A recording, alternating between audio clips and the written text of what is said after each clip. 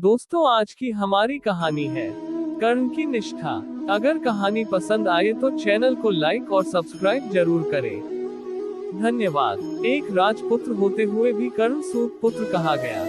कर्ण एक महान दानवीर था। अपने प्रण और वचन के लिए कर्ण अपने प्राणों की भी बलि दे सकता था। पांडवों की शिक्षा खत्म होने के बाद आयोजित रणभूमि में आकर कर्ण अर्जुन को ललकारता है कि अगर वह संसार का सर्वश्रेष्ठ धनुर्धर है तो उससे मुकाबला करके सिद्ध करे। कर्ण एक सूत के घर पला बड़ा होता है, इसलिए उसे सूत पुत्र समझकर अर्जुन से मुकाबला नहीं करने दिया जाता है। पांडवों के प्रखर विरोधी दुर्योधन को यहाँ एक अवसर दिखता है और वह फौरन कर्ण को अंग देश का राजा घोषित कर देता है और कर्ण को अपना मित्र बना लेता है। दुर्योधन के इस कृत्य से कर्ण के दुखते घावों पर मरहम लग जाता है, लेकिन समय सीमा खत्म होने के कारण रणभूमि में कर्ण अर्जुन का मुकाबला टल जाता है। पांडवों और कौरवों के अंतिम निर्णायक युद्ध के पहले भगवान कृष्ण कर्ण को यह भेद बताते हैं कि तुम एक पांडव हो और कुंती के ज्येष्ठ पुत्र हो। इस रहस्य को जानकर भी कर्ण अपने मित्र दुर्योधन से घात करके अपने भाइयों की ओर नहीं जाता है।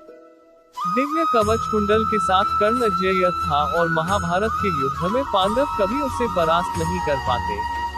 अतः इंद्रदेव उससे सुबह स्नान के समय ब्राह्मण स्वरूप में आकर दान में कवच कुंडल मांगते हैं। पिता सूर्य देव द्वारा दिखाए गए स्वप्न से कर्ण को यह बात पहले ही ज्ञात हो जाती है कि इंद्रदेव उससे रूप बदलकर कवच कुंडल मांगने आएंगे। पर फिर भी दानवीर कर्ण ब्राह्मण रूपी इंद्रदेव को खाली हाथ नहीं लौटता और उनकी मांग पूरी करता है।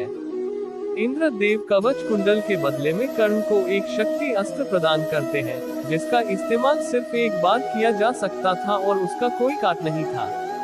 युद्ध के दौरान भीम का पुत्र घटोत्कच कौरव सेना को तिनकों की तरह उड़ाए जा रहा था। उसने दुर्योधन को भी लहूलुहान कर दिया। तब दुर्योधन सहायता मांगने कर्ण के पास आया।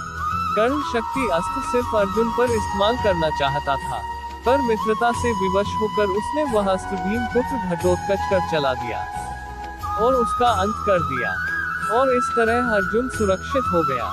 अपने साथ दो शापों का बोझ लेकर चल रहे कर्ण को यह बात पता थी कि जहाँ धर्म है वही कृष्ण होते हैं और जहाँ कृष्ण है वही विजय भी होती है।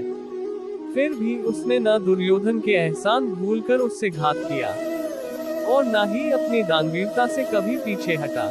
कहानी का सार, हो सके तो किसी के ऋणी मत बनो, और एक बार अगर किसी के ऋणी बन ही जाओ तो ऋण चुकाने में आनाकानी मत करो। अगर कोई कुछ मांगने आए तो उसे निराश नहीं करना चाहिए, जितना संभवतः हो उसकी मदद करनी चाहिए।